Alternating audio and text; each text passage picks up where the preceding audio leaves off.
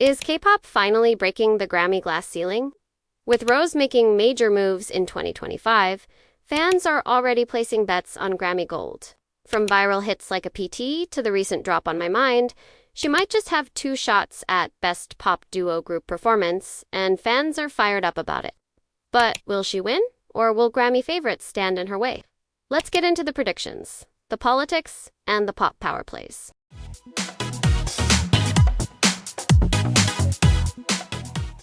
Welcome back to Hallyu Heat, where we break down the biggest drama, drops, and debates in K-pop and beyond. Today, we're talking Grammys and whether Rose is about to make history. With a PT already making waves and On My Mind adding to the buzz, fans think she's not just getting nominated, she's winning. But with Grammy favorites and chart toppers likely entering the race, is that dream realistic or just wishful thinking? Let's dive in.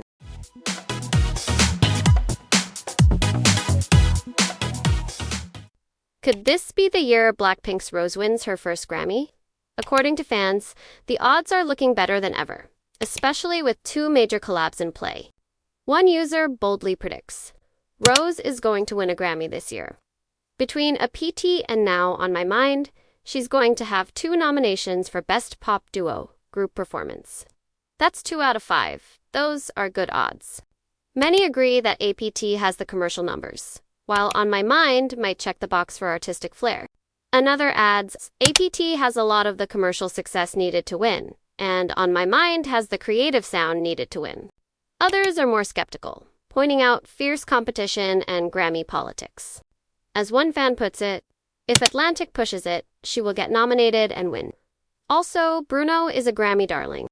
Another chimed in, a PT will get a nomination, not this Alex Warren song. He's so bland. APT remains the stronger contender according to most. But fans are watching out for other heavyweights like Kendrick Lamar and SCA. A PT can win if Atlantic does something. Another predicted, otherwise I think it'll go to Kendrick and SZA. Still, Rose's supporters are hopeful. There's a good chance. A PT deserves it, at least. If her West label pushes, then yes. An APT nomination is an almost certainty.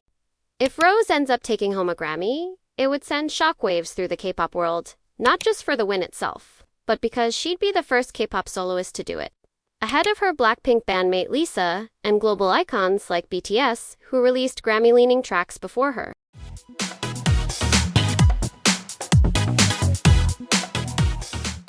An unexpected drama is brewing, as Australian musician Allday throws shade and legal threats at K-pop group Allday Project over their name. The controversy sparked after Allday, who claims to hold the trademark for Allday, posted on Facebook. People keep asking me about this.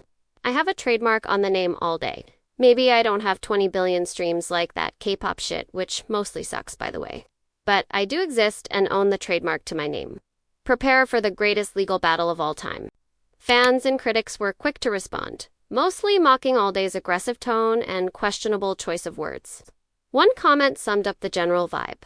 Prepare for the greatest legal battle of all time. Boy, nobody knows who you are. Others pointed out the obvious difference in the names.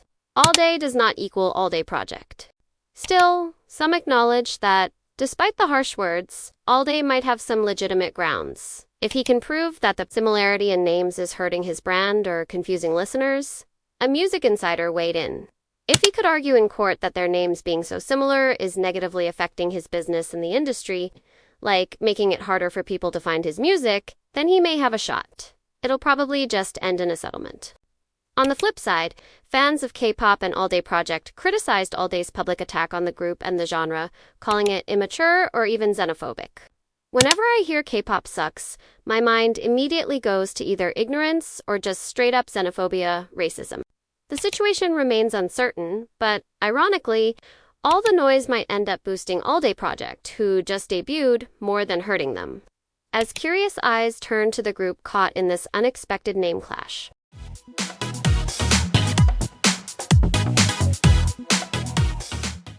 KATSEYE the Geffen global girl group is catching heat online not for their music, but for their styling. A recent community post went viral after a fan questioned whether the group was way too sexualized, specifically calling out their performance outfits as uncomfortable or impractical. and more about fashion statements than functionality. While the original post did acknowledge KATSEYE's unique positioning, being a global group not strictly bound to Korean standards, it also criticized the group's visuals for leaning too hard into Western pop sex appeal at the expense of what the commenter called concept, cohesion, and modesty. It kind of sends a weird message when so much of their image seems built around being sexy rather than showcasing their artistry or individuality, the post reads. But the backlash to that backlash was swift. Fans and even casual observers quickly clapped back, calling the concerns outdated, sexist, and even misogyny wrapped in false concern. It's disappointing that women aren't more covered up because they also perform in South Korea. Koreans aren't dying from seeing women in brass, one reply fired back. Another comment went viral for stating flat out, "This is straight up misogyny wrapped in false concern. The conservative purity culture strikes again, I see." Several pointed out that many of the members have always dressed like this, even before debut. "You need to go check the members' style before they joined KATSEYE," one fan wrote. "They have always styled like that, and it's literally so normal." The conversation has since spiraled into a bigger debate. Is concern about over-sexualization protective or just veiled judgment about confident women in revealing clothes?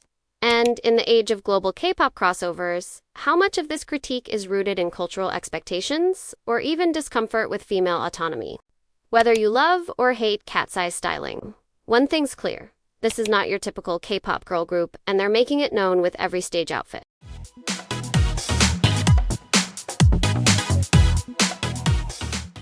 Ever notice how whenever an idol gets praise, the comments flood in to tear them down? Studio-edited vocals.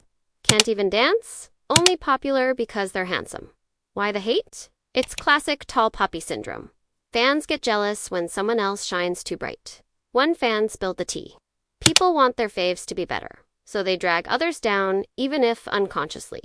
Add fierce fandom wars, BTS versus Stray Kids, BLACKPINK versus everyone.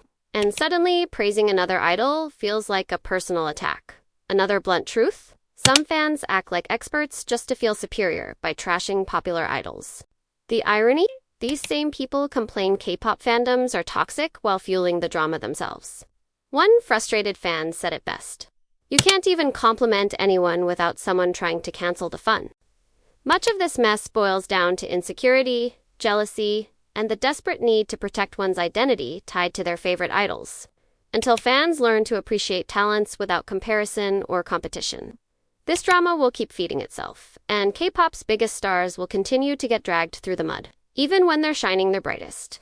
Thanks for tuning in to today's Hallyu Heat. From Rosé's potential Grammy win shaking up K-pop history, to the Allday versus alldayproject legal drama heating up, plus KATSEYE's bold styling sparking fierce debate, and the messy reality of K-pop fandoms where praise often brings shade. What do you think? Is Rosé's Grammy moment coming? Will the legal battle boost alldayproject? Is KATSEYE pushing boundaries or going too far? And why can't fans just celebrate idols without drama? Drop your thoughts below and hit subscribe for more.